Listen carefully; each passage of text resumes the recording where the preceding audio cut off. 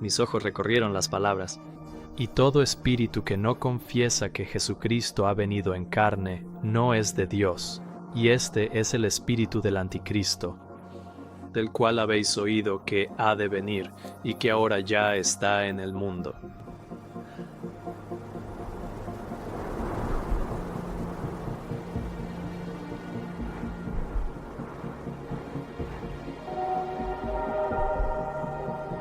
He leído este versículo muchas veces.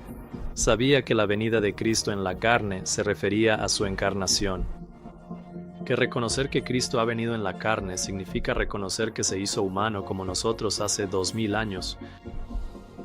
Pero entonces me asaltó un pensamiento. ¿Eso es realmente lo que significa? No lo sabía. Supongo que simplemente había asumido que eso era lo que significaba, pero necesitaba saberlo con certeza. Tenía que averiguarlo, de verdad.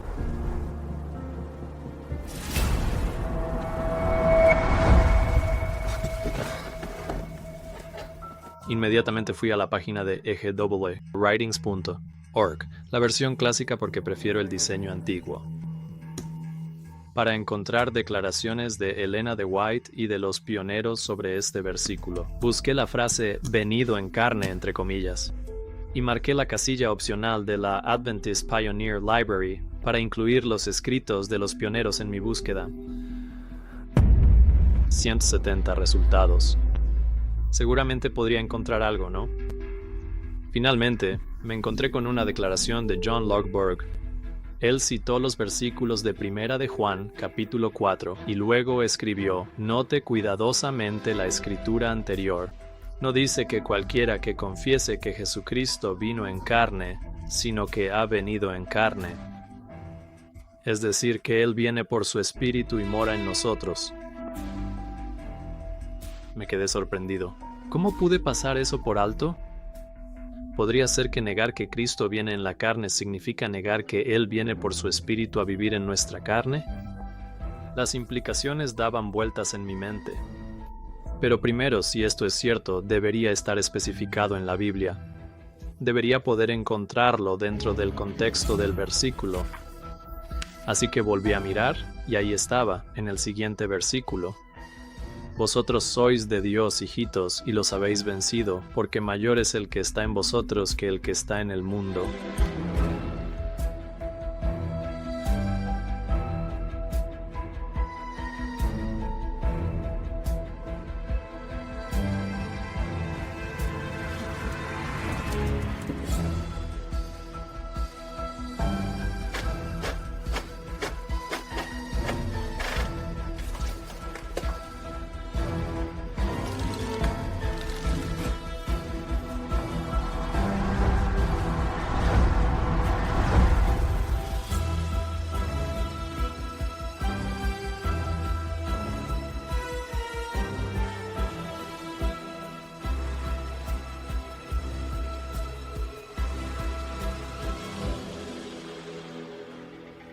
Tenía que ver qué más había escrito Lockborough.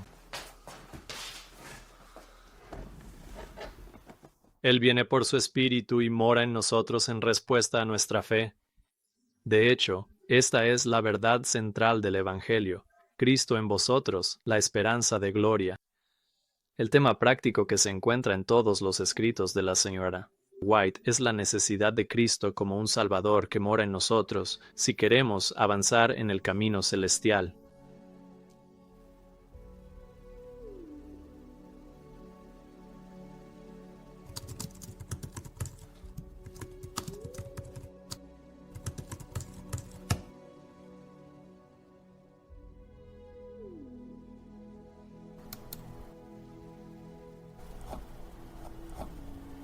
Para mi asombro, A.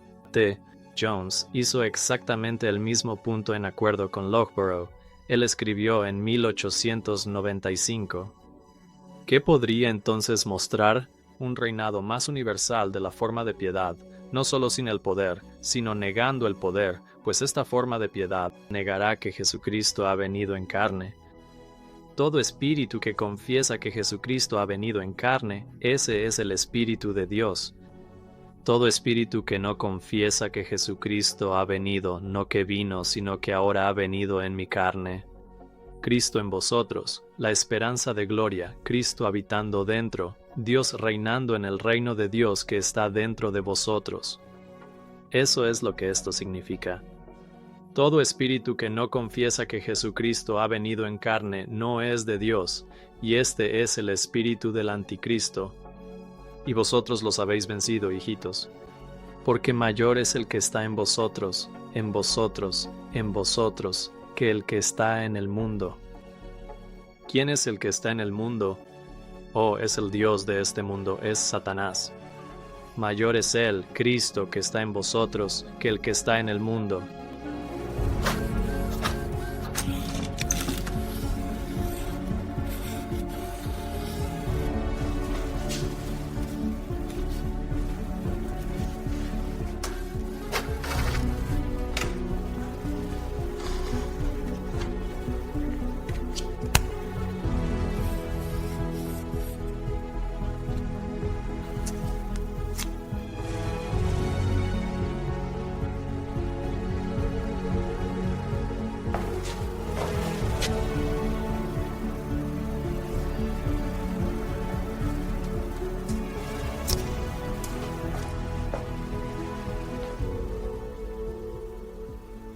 Mi mente se aceleró mientras procesaba cuán significativa era esta revelación. Hace 8 años llegué a comprender que la presencia del Espíritu Santo era, en realidad, la presencia de Jesús mismo. Había leído cómo la Biblia nos dice que el Señor es ese Espíritu, y cómo el último Adán, que es Jesús, fue hecho Espíritu vivificante. Lo había leído. Dios ha enviado el Espíritu de su Hijo a vuestros corazones, y aún ahora. Jesús explicó que el Consolador que prometió enviar era Él mismo. Él les dijo a los discípulos: Yo rogaré al Padre y os dará otro Consolador, y cómo Jesús habló de ese Consolador. Pero vosotros le conocéis, porque mora con vosotros y estará en vosotros. Al estudiar el capítulo detenidamente, llegué a comprender que aquel de quien Jesús dijo, mora con vosotros, era Él mismo. Porque leí en el versículo 25, estas cosas os he hablado estando aún con vosotros. Así que era Jesús quien moraba con ellos y por lo tanto era Jesús quien estaría en vosotros. Vi que el Consolador era Jesús, por eso dijo, no os dejaré huérfanos, vendré a vosotros. Y de nuevo Jesús dijo, yo en vosotros, y le amaré y me manifestaré a él. Incluso los discípulos entendieron que el Consolador era una manifestación de Jesús, pues esto se repitió en la pregunta que le hicieron a Jesús. ¿Cómo es que te manifestarás a nosotros? Ellos comprendieron que esta manifestación sería Jesús viniendo a ellos, porque Él dijo, me voy y vendré otra vez a vosotros. Había visto cómo la palabra griega para consolador es la palabra, y cómo esta palabra solo se usó en la Biblia 5 veces.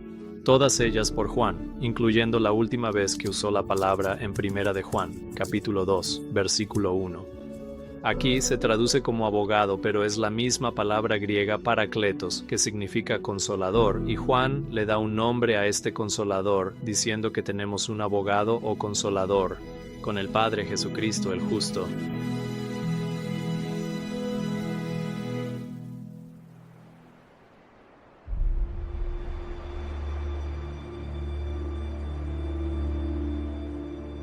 Toda mi vida me habían enseñado a creer que el Espíritu Santo, el Consolador, no era Jesús, sino alguien más.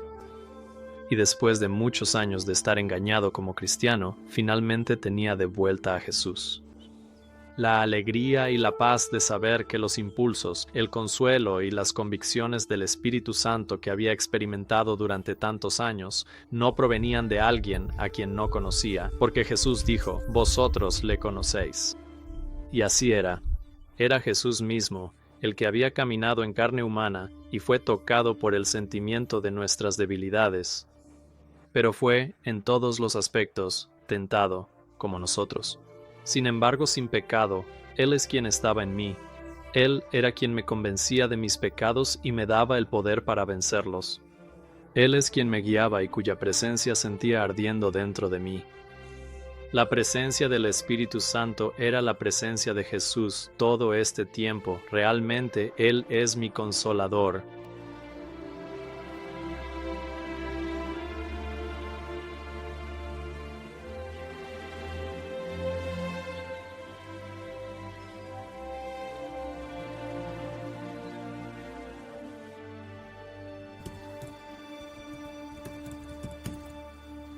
Y este era el entendimiento que también tenía Elena White, pues ella escribió: El Salvador es nuestro consolador, esto he comprobado que Él es.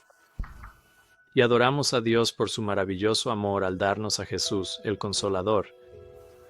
Ella escribió acerca de Jesús, diciendo que Él es el Espíritu de verdad, y el Espíritu de toda verdad manifestado en la carne, el divino Hijo de Dios. Y también escribió: Él les dio el Espíritu Santo, su presencia, como Consolador, para permanecer con ellos y enseñarles. Elena White añadió en 1888, Jesús invita su propia presencia a tu alma, y 2 años después escribió: Cristo solo se ha retirado de la vista física, pero está tan verdaderamente presente por su Espíritu como cuando estaba visiblemente presente en la tierra. Ella podía escribir con confianza: la impartición del Espíritu es la impartición de la vida de Cristo. Y Él viene personalmente por medio de su Espíritu Santo al centro de su iglesia. Supe al leer estas palabras que el Espíritu Santo era la presencia personal de Jesús en mi vida. Era su presencia influyendo en mis pensamientos y palabras, y dándome el poder para vencer la tentación y el pecado, y para guardar sus mandamientos. Aunque me sentía inmensamente feliz por esta profunda revelación de que los impulsos del Espíritu Santo en mi vida eran los impulsos de Jesús, también me entristecía haberlo aprendido solo después de ser cristiano durante 11 años. Y luego leí de la hermana White cómo esto había sido el plan de Satanás. La razón por la que las iglesias están débiles, enfermas y a punto de morir es que el enemigo ha traído influencias de naturaleza desalentadora sobre las almas temblorosas. Él ha procurado apartar a Jesús de su vista como el Consolador, como aquel que reprende, que advierte, que les amonesta diciendo: Este es el camino. Andad por él. Qué alegría fue saber que si peco, mi consolador y abogado a quien puedo acudir es mi Salvador, quien me perdonará y me ayudará. Había aprendido que el propio Espíritu que intercede por nosotros con gemidos indecibles es Jesús mismo. Como escribió Pablo solo unos versículos después, es Cristo quien murió, más aún quien resucitó, el que además está a la diestra de Dios, quien también intercede por nosotros. Y Elena White añadió: Los gemidos y los anhelos del Espíritu son la expresión de la intercesión de Cristo en favor de su pueblo. He escuchado a muchos cristianos decir que el Espíritu Santo tiene que ser una persona porque intercede por nosotros con gemidos. ¿Puedes tú entristecerte? Algo que no tiene personalidad divina no es una persona divina. No se entristece una influencia, no se entristece un poder. Pero ¿cómo no ven que esa persona es Jesús? Qué asombroso es que a lo largo de la Biblia y los escritos de Elena White, el Espíritu Santo sea la presencia de Jesús, nuestro Salvador, pero no solo Jesús. Porque Jesús habló del Padre que mora en mí.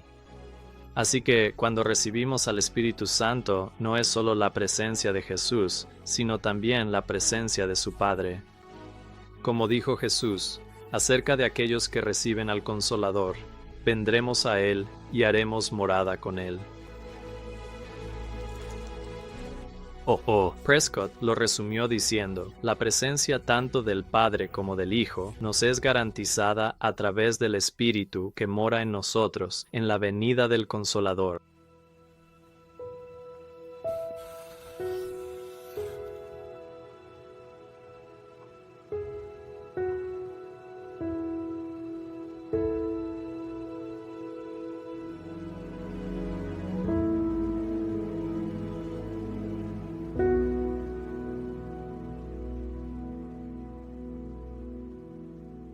Mientras continuaba mi búsqueda, me encontré con varias declaraciones más de los pioneros, todas afirmando que negar que Cristo ha venido en carne significa negar que Cristo ha venido en nuestra carne. Hablando de Prescott, él también comentó sobre estos versículos acerca de Cristo viniendo en carne y escribió lo siguiente: Ahora, eso no puede significar simplemente reconocer que Jesucristo estuvo aquí y vivió en la carne. Los demonios hicieron ese reconocimiento. Los demonios pueden fusionarse con muchas personas sin que los demás sean malvados. Ellos sabían que Cristo había venido en carne. La fe que viene por el Espíritu de Dios dice: Jesucristo ha venido en mi carne. Él mora en mi carne. Lo he recibido. Ese es el corazón y la vida del cristianismo. Entrando en más detalles sobre esto, él señala en 1895, ahora no es todo el que confiesa que Jesucristo vino en carne, sino todo el que confiesa, el que está confesando que Jesucristo ha venido en su propia carne. Pero tú dices, eso no puede significar eso. Vamos a detenernos un momento. Todo espíritu que hace eso es de Dios. Ahora, cuando Jesucristo estuvo aquí en la carne, cada vez que los demonios lo encontraban, lo reconocían como Jesucristo en la carne. Decían: te conocemos, sabemos quién eres, el Santo de Dios. ¿Eran ellos de Dios? Cumple con esta idea decir que todo el que confiesa que Jesucristo ha venido, que Él vino.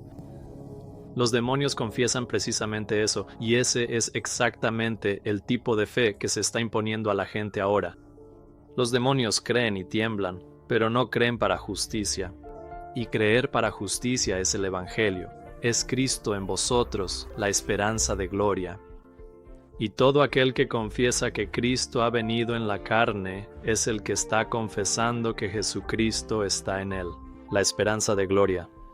Ese espíritu es de Dios. Todo espíritu que no confiesa que Jesucristo ha venido en carne no es de Dios, y ese es el espíritu del anticristo. Y no importa dónde lo encuentres ni cuándo lo encuentres. Todo espíritu que no confiesa que Jesucristo ha venido en carne es un opositor. Él es anticristo y es del espíritu que se opone, y es la esencia misma del anticristo negar ese hecho.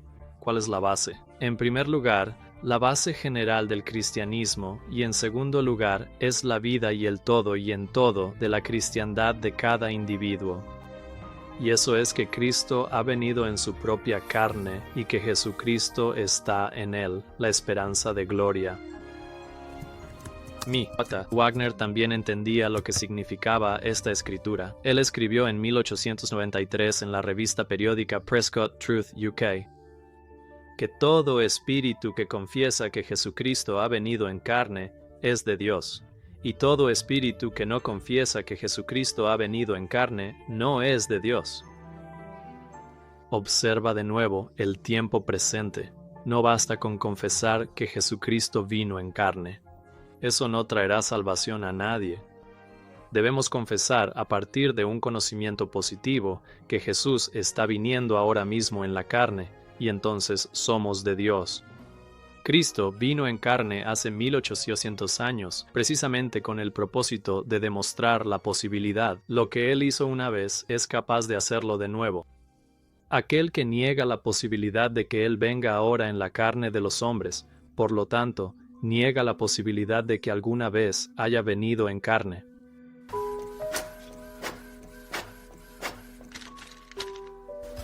Fue con estos nuevos pensamientos que comprendí ahora cómo seguir el consejo de Juan y probar los espíritus para ver si son de Dios. Antes había estado usando la prueba equivocada y por eso era fácil que me engañaran, y de hecho había sido engañado durante muchos años. Pero con este nuevo entendimiento, finalmente supe cómo probar los espíritus con el estándar correcto, si reconocen o no que Cristo ha venido en nuestra propia carne por su espíritu.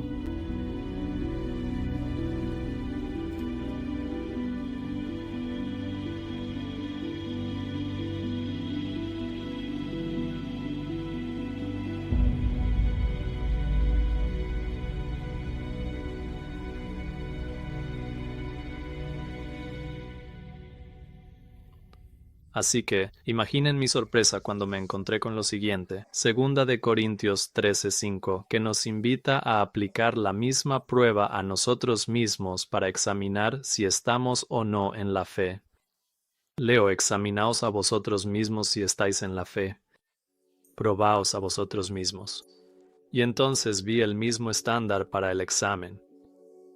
¿No os conocéis a vosotros mismos que Jesucristo está en vosotros, a menos que estéis reprobados? Y luego, al estudiar la palabra reprobado, descubrí que se refería a alguien que rechaza la verdad, porque leí en 2 de Timoteo 3:8 que Janes y Jambres resistieron a Moisés. Así también estos resisten la verdad. Hombres de mente corrupta, reprobados en cuanto a la fe. Así que reprobado significaba resistir la verdad. ¿Y qué verdad resistieron? Que Jesucristo está en vosotros, la esperanza de gloria. Por lo tanto, ellos eran reprobados en cuanto a la fe, y así también lo es cualquiera o cualquier iglesia que niegue lo mismo. Nuestras almas y mientras escuchas la palabra de Dios.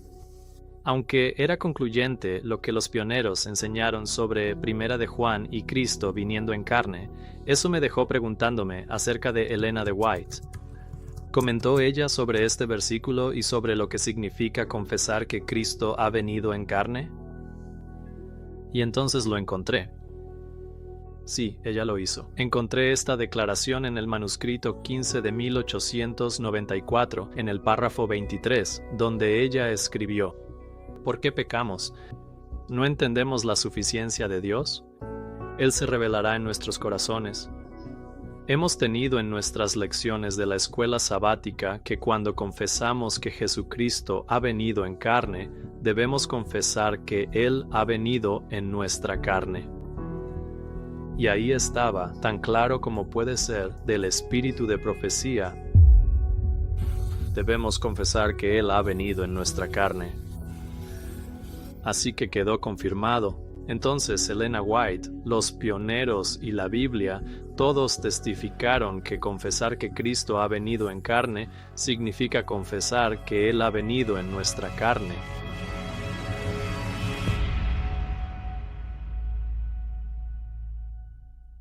Al aplicar estas revelaciones a nuestro propio tiempo, vino a mi mente la razón por la que muchas personas niegan la posibilidad de que Cristo venga en nuestra propia carne es porque creen que Jesús está atascado en el santuario celestial, ya que consideran que Él no puede estar presente en todas partes porque ha tomado sobre sí nuestra naturaleza humana. He escuchado este pensamiento de que Jesús no puede estar presente en todas partes, expresado muchas veces por cristianos evangélicos e incluso por adventistas del séptimo día. Si Cristo no fuera también divino, tal razonamiento podría tener sentido. Sin embargo, Jesús no es solo humano, también es divino. Y tenía sentido para mí que, aunque Jesús está físicamente en el santuario celestial, aún puede, gracias a las capacidades de su naturaleza divina, habitar simultáneamente con su pueblo, aquí en la tierra. Ellen White escribió sobre esto diciendo que Cristo viene en su naturaleza divina. Ella aclara que, mientras Jesús ministra en el santuario celestial, todavía es, por medio de su Espíritu, el ministro de la Iglesia en la tierra. Él está retirado de la vista física, pero su promesa de despedida se cumple. He aquí, yo estoy con vosotros todos los días, hasta el fin del mundo. Y así es como Jesucristo puede estar tanto en el cielo como presente en su pueblo. Su persona humana, o forma, está en el cielo. Pero por su naturaleza divina, Él está tan presente con nosotros ahora, por medio de su Espíritu, como cuando caminó por la tierra.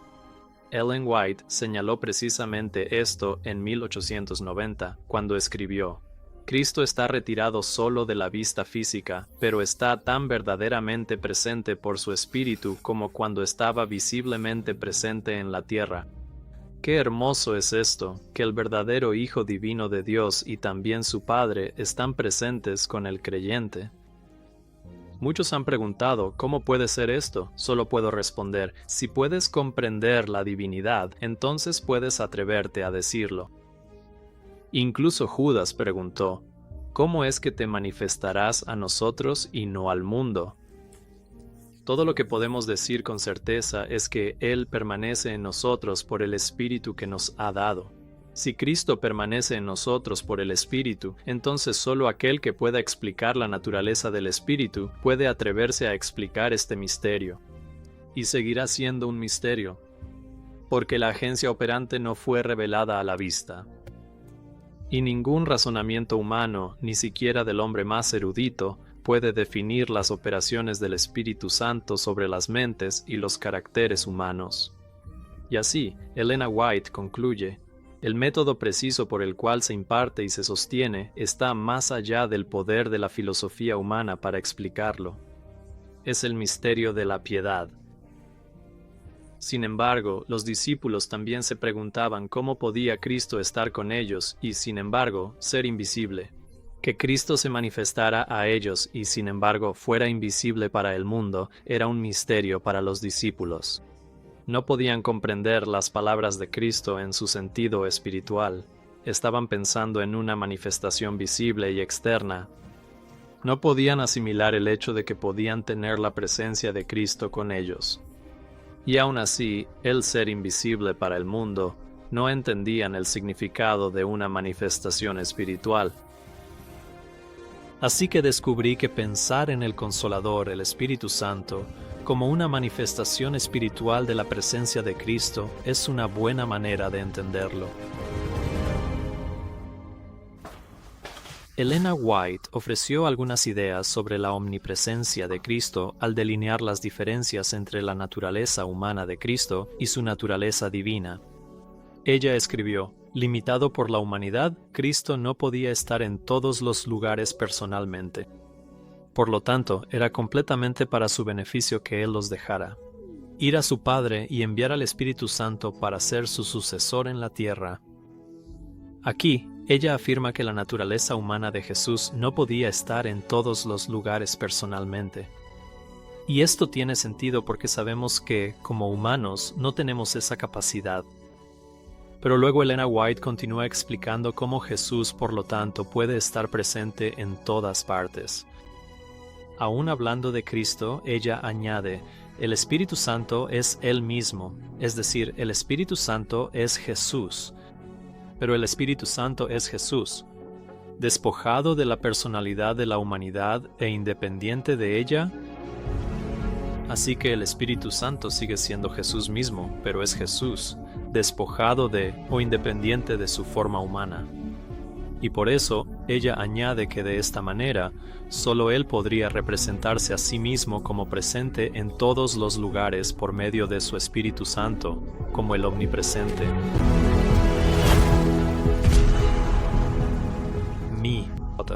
Waggoner llamó al Espíritu de Cristo su propia presencia personal y añadió que por el Espíritu, Él puede habitar en cada hombre en la tierra si se lo permiten, y que esto era algo que Jesús en la carne no podía hacer.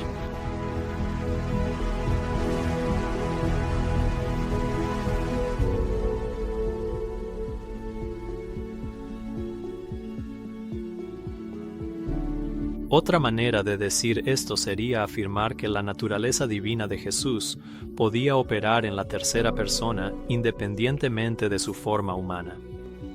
Y esto es exactamente a lo que se refería la hermana White cuando hablaba de la poderosa agencia de la tercera persona de la deidad. El Espíritu Santo es Jesús mismo, pero es Jesús despojado de la personalidad de la humanidad e independiente de ella. Y así es, por lo tanto, que, por la naturaleza divina de Jesús operando en la tercera persona, independientemente de su forma humana, en el santuario celestial, Él puede ser omnipresente y venir personalmente por medio de su Espíritu Santo en medio de su iglesia. J. Waggoner también escribió que, aunque Cristo ha ascendido al cielo y está a la diestra de Dios, con ángeles, autoridades y potestades sujetas a Él, aún así permanece con los hombres. Y concluyó, Todo espíritu que no confiesa que Cristo ha venido, no que vino, sino que ahora ha venido, no es de Dios. Siempre es ahora, y cuando confesamos este hecho, Jesucristo se identifica con nosotros en nuestra pecaminosidad. Él también nos confiesa delante del Padre en su justicia, y somos uno con Él. 10 veces se menciona al Espíritu Santo en este pasaje como la tercera persona de la Trinidad, al menos 10 veces en Juan 16. Déjame mostrarte eso. Así que no estamos hablando de alguna fuerza vaga. Estamos hablando de la tercera persona de la Trinidad, tan real como persona como el Padre y el Hijo. Así que cuando las personas insisten en que el Espíritu Santo es una tercera persona o un tercer individuo que viene a morar en ellos, y que el Espíritu Santo no es Jesús, porque Jesús no puede ser omnipresente, están pensando que el Espíritu Santo es otra persona completamente diferente. ¿Quién es el Espíritu Santo? Él es la tercera persona divina de la Trinidad que existió con el Padre y el Hijo desde la eternidad y... Así que la razón por la que las personas insisten en que el Espíritu Santo es una tercera persona o un tercer individuo que viene a morar en ellos es porque no entienden al Espíritu Santo. Es Cristo viniendo a ellos en su naturaleza divina. Ellos piensan que el Espíritu Santo es otra persona completamente diferente, una tercera persona que no es Jesús en absoluto. El Espíritu Santo es un miembro de la Trinidad que a veces pasa desapercibido, pero es el Espíritu. Y así concluyen que el morar del Espíritu Santo no es el morar de la presencia de Jesús. Esta es precisamente el engaño del que Juan nos advirtió, hablando de aquellos que no confiesan que Jesucristo ha venido en carne. Esto es lo que Dios le indicó a Juan que llamara el espíritu del anticristo. De nuevo, en 2 Juan 1:7 añadió, porque muchos engañadores han salido por el mundo, que no confiesan que Jesucristo ha venido en carne. Este es el engañador y el anticristo.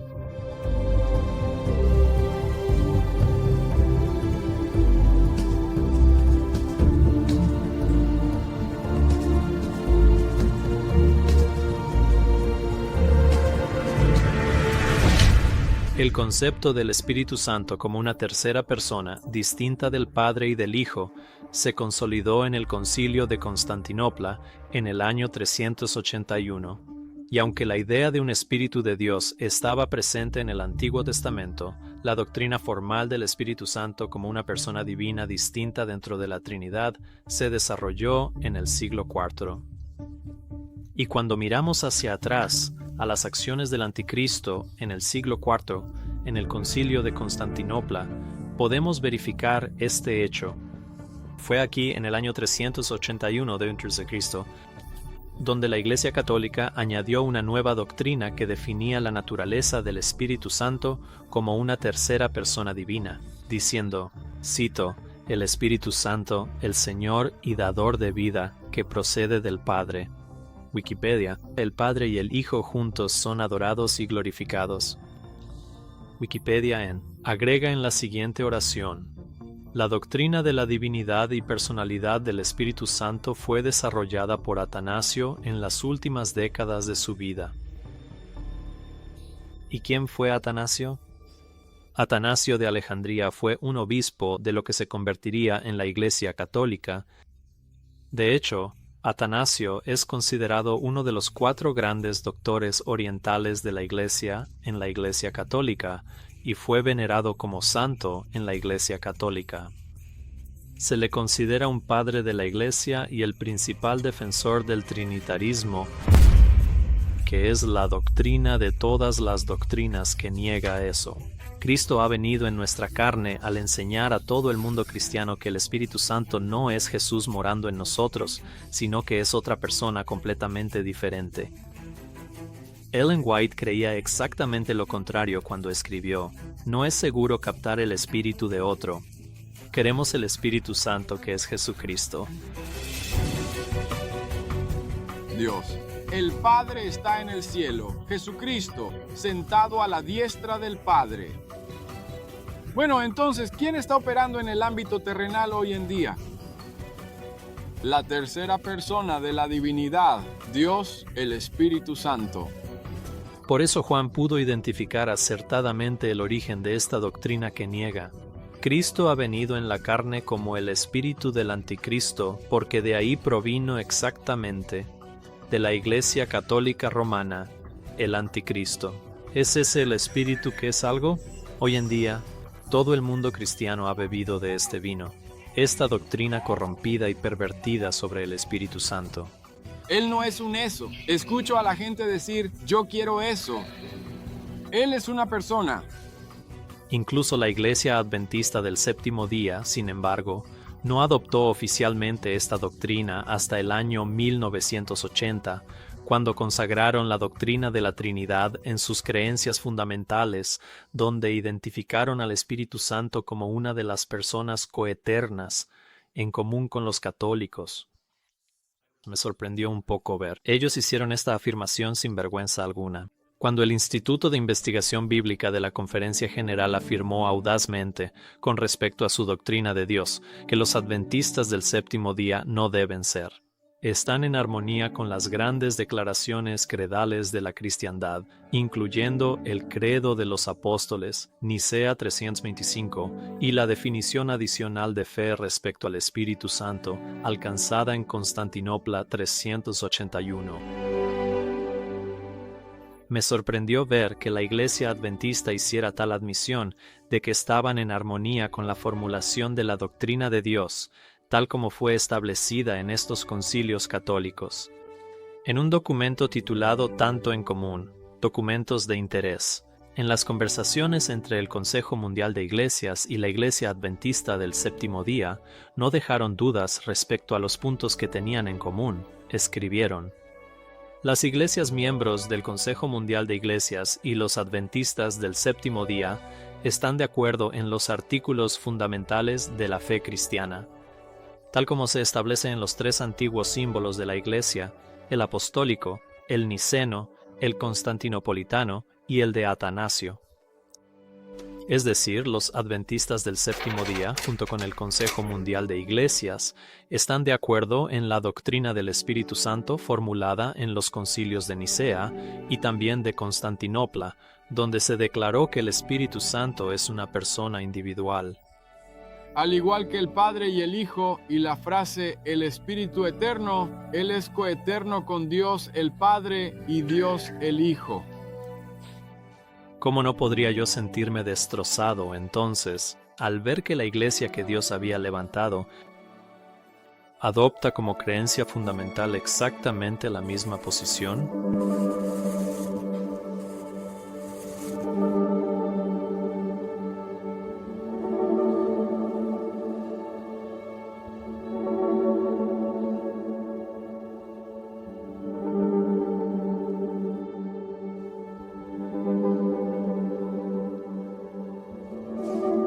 Luego concluyen: este acuerdo se expresa en la aceptación incondicional de la doctrina de la Trinidad.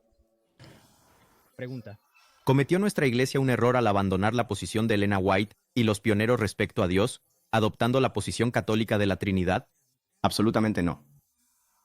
La naturaleza trinitaria de Dios no es una posición católica. Nadie piensa que hay tres dioses, sino un solo Dios en tres personas. Así que hay tres personas distintas, un solo Dios. Padre, Hijo y Espíritu. Tres personas en un solo Dios. Hay un solo Dios, expresado como tres personas, Padre, Hijo y Espíritu Santo. Dios es uno y tres, Padre, Hijo y Espíritu Santo. Así que vemos aquí que una de las señales distintivas de una iglesia falsa son aquellas personas que añaden o quitan de la ley de los 10 mandamientos de Dios. ¿Estás de acuerdo con eso? Cuando dice en el primer mandamiento, yo soy el Señor, tu Dios. Dios ahí es Elohim, que está en plural. Así que incluso en los 10 mandamientos, Dios está diciendo, es casi como si Dios dijera, nosotros somos el Señor, tu Dios. ¿Estás de acuerdo con eso? ¿Qué otra conclusión lógica podría sacar, excepto que cuando los adventistas adoptaron oficialmente la doctrina de la Trinidad en 1980, el espíritu del anticristo se convirtió en el espíritu de la Iglesia Adventista del Séptimo Día? Debería entonces haberme sorprendido que la primera revista publicada durante la Conferencia General de 1980, en la portada, anunciara el tema de la Conferencia General por su espíritu.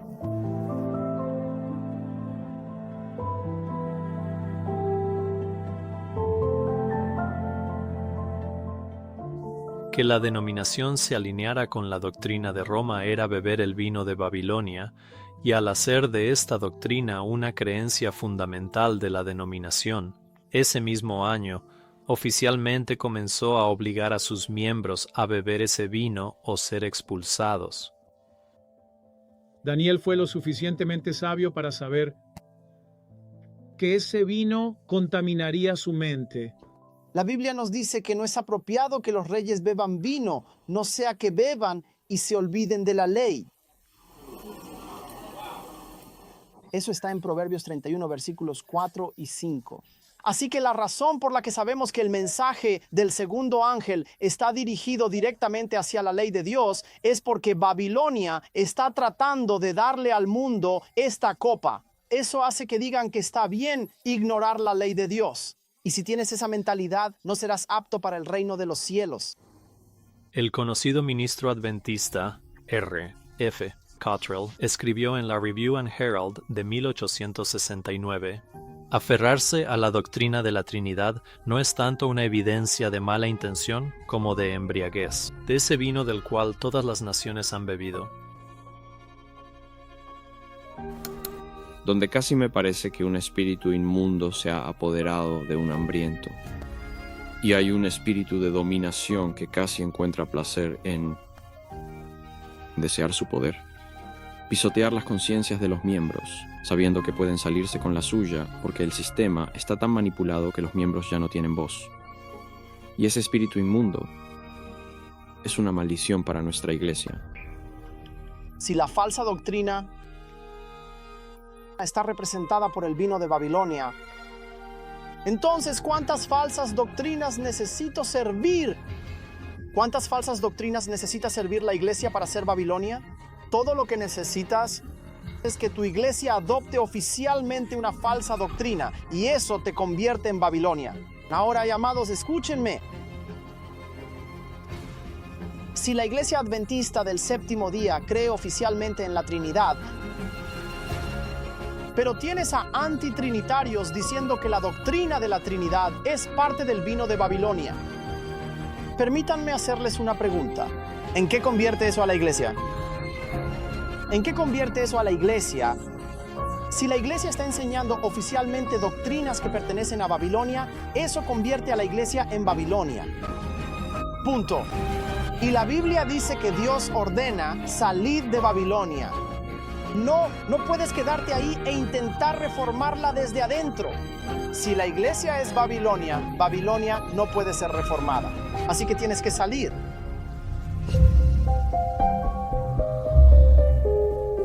Dios, el Espíritu Santo, el tercer miembro del grupo de la deidad. El hecho de que hayas sido un pionero no significa que fueras infalible. El progreso en el tema de la deidad también coincide con el periodo posterior a 1888, cuando estábamos recibiendo tanta luz. Que la actual Iglesia Adventista del Séptimo Día, junto con toda la cristiandad, está albergando el espíritu del anticristo. Y una enseñanza que niega que Cristo ha venido en carne no es algo que pueda tomar a la ligera. Satanás le ha robado a Jesús al pueblo y ni siquiera lo saben. ¿Quién les dirá que su consolador es Jesús? El destino de las almas está en juego, incluida la mía y la tuya.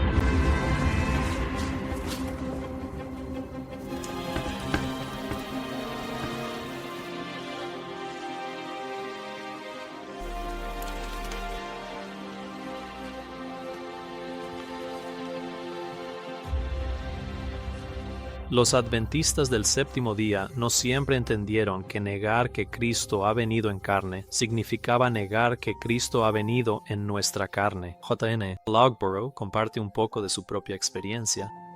Él escribe: ahora leo otro texto, 1 Juan 4, 1 y 3. Amados, no creáis a todo espíritu, sino probad los espíritus si son de Dios, porque muchos falsos profetas han salido por el mundo. En esto conoced el Espíritu de Dios. Todo espíritu que confiesa que Jesucristo ha venido en carne es de Dios. Y todo espíritu que no confiesa que Jesucristo ha venido en carne no es de Dios. Yo solía creer que esto significaba que esos falsos espíritus tenían que reconocer la encarnación de Cristo. Pero bendigo a Dios porque nos está llegando una luz mayor, y ahora creo que significa confesar que Jesucristo ha venido en nuestra carne. Así es precisamente como hemos de vencer por medio de Jesucristo en nuestra carne.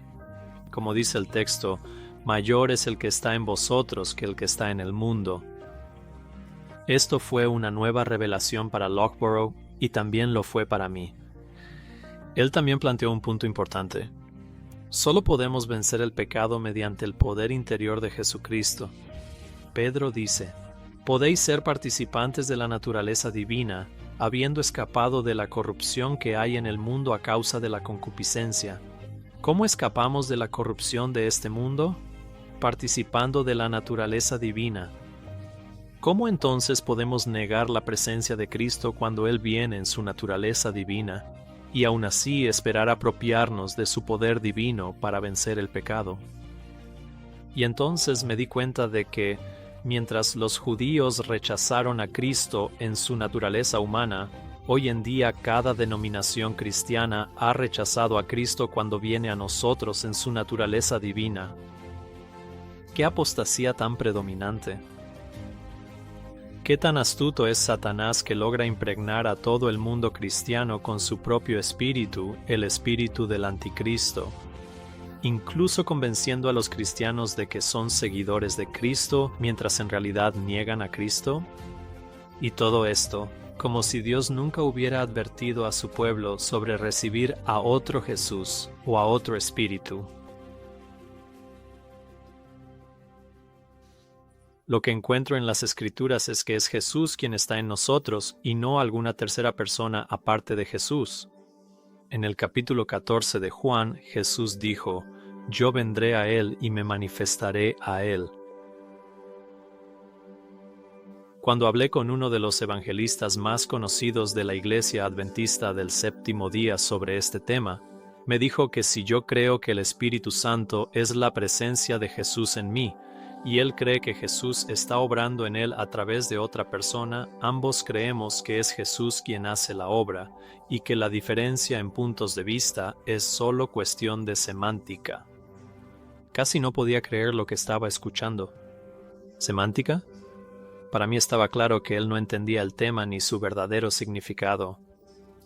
Y sinceramente, en ese momento, Dios también tenía más cosas que mostrarme.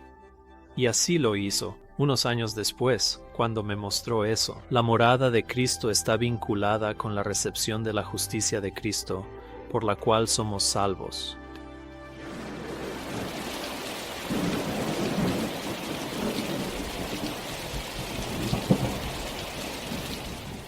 En el libro de Segunda de Corintios, Pablo habla del ministerio del Espíritu como el ministerio de la justicia. Es decir, la manera en que se nos administra la justicia es a través del Espíritu. Si esto es cierto, entonces hay un vínculo inseparable entre recibir al Espíritu Santo y recibir la justicia de Cristo, algo sobre lo que E.J. Waggoner escribió extensamente. En 1891 Waggoner escribió: ¿cómo obtenemos la justicia de Cristo? No podemos separar la justicia de Cristo mismo. Por lo tanto, para que los hombres obtengan la justicia de Cristo, deben tener la vida de Cristo. Y Ellen White ya dijo: la impartición del Espíritu es la impartición de la vida de Cristo. Por lo tanto, solo podemos tener la justicia de Cristo cuando tenemos a Cristo. Jones amplió este pensamiento en 1893 diciendo: ¿no ves entonces cómo la justicia de Dios y el Espíritu Santo van de la mano? No puedes separar a los dos, pertenecen juntos. ¿Por qué mirarlo? Gálatas 4:5, Él vino para redimir a los que estaban bajo la ley, para que recibiéramos la adopción de hijos, y porque sois hijos, Dios envió el Espíritu de su Hijo a vuestros corazones. Y concluye: entonces digo, ¿no ves que es imposible mantener separada la justicia de Dios y el Espíritu Santo? Wagoner escribió que la posesión del Espíritu muestra que tenemos derecho a la herencia, porque el Espíritu trae justicia. Y en su libro Buenas Nuevas, escribió: ¿cuál es la justicia que trae el Espíritu? Es la justicia de la ley. Y T. Jones estuvo de acuerdo cuando dijo: nuestra única base de esperanza está en la justicia de Cristo, imputada a nosotros y en la que es realizada en nosotros por su Espíritu Santo. Naturalmente me pregunté, ya que la justicia de Cristo y Cristo mismo no pueden separarse, aquellos que creen en la doctrina de la Trinidad, la cual niega que Cristo haya venido en nuestra carne, ¿también están sin saberlo rechazando la justicia de Cristo?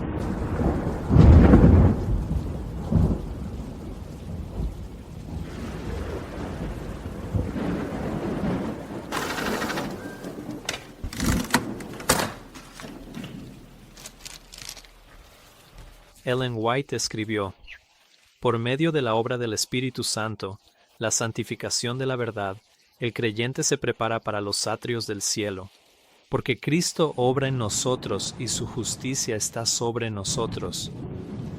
Así que ahí estaba de nuevo.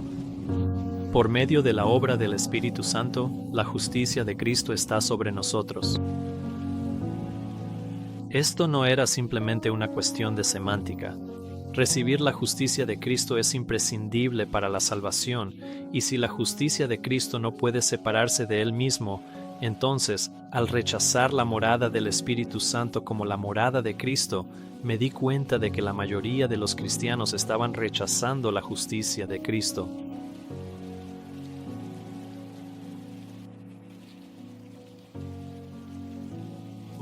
Prescott hizo el mismo señalamiento en 1896, escribiendo eso: la salvación no es algo que Cristo nos trae y nos da aparte de sí mismo. La salvación es simplemente Cristo mismo, y no hay salvación excepto al recibir a Cristo mismo. Tenemos tanta salvación como tengamos de Cristo. Estamos tan salvos como tengamos al Salvador, y es por su venida de esta manera y su morada en nosotros que tenemos salvación. La justicia no puede recibirse aparte de Él, y tenemos tanta justicia como tengamos de Cristo, y no más. A menos que Él sea el Cristo que habita en nosotros, el Salvador que está en nosotros, no hay justicia en nosotros. No podemos separar ninguna de estas cosas de Cristo mismo.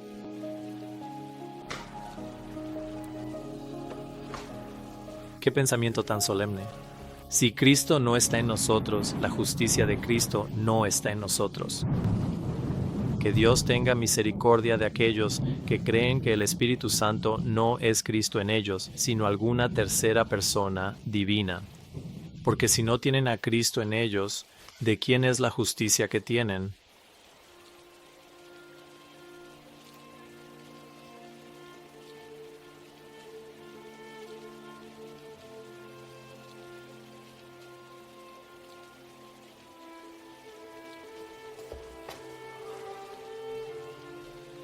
El otro mensajero de 1888, A.T. Jones, escribió: recibimos la promesa del Espíritu por medio de la fe, pero ¿qué la trae?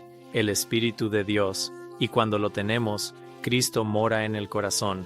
Entonces es el Espíritu Santo quien trae la presencia personal de Jesucristo, y al traer su presencia personal a nosotros, Él mismo se trae.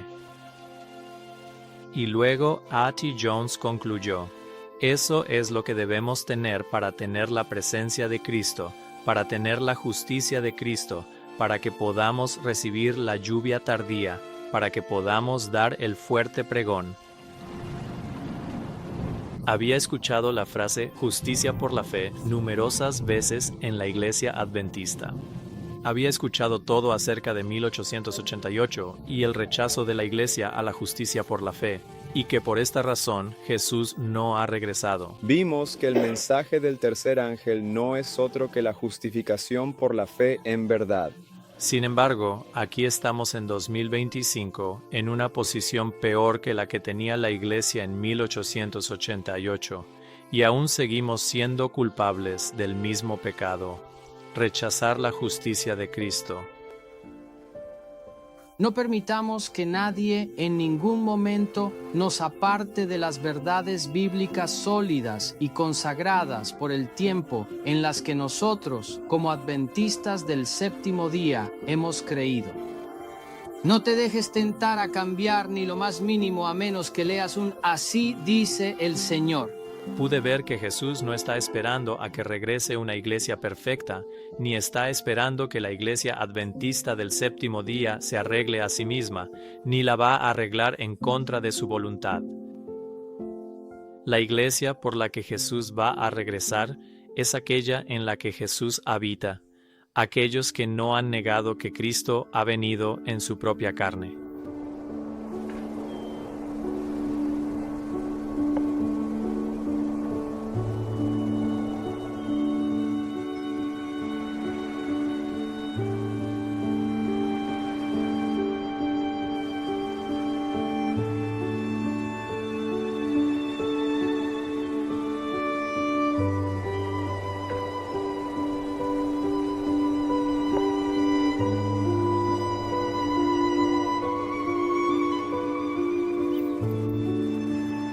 A la iglesia de la Odisea, él dice: He aquí, yo estoy a la puerta y llamo. Si alguno oye mi voz y abre la puerta, entraré a él y cenaré con él, y él conmigo. Jesús quiere entrar en cualquier persona que escuche su voz. Él, por medio de su Espíritu, está llamando a la puerta del corazón de cada individuo. Pero, ¿por qué está él afuera? ¿Por qué la iglesia de la Odisea no le permite entrar? He escuchado a ministros jactarse de ser la iglesia de la Odisea, pero ¿serán tan ciegos que no entienden que la iglesia de la Odisea está perdida a menos que se arrepientan y dejen entrar a Jesús? Te vomitaré de mi boca, dijo Jesús.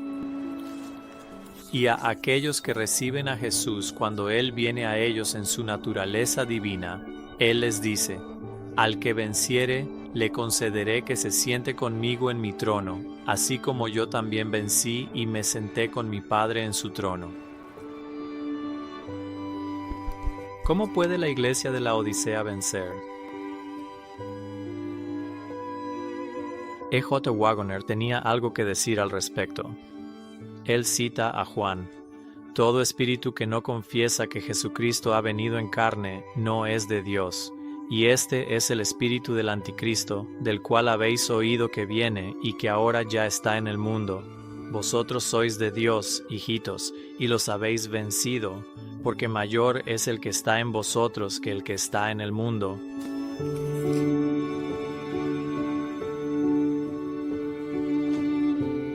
Y luego Waggoner concluye: Vencemos al anticristo únicamente teniendo a Cristo en nosotros.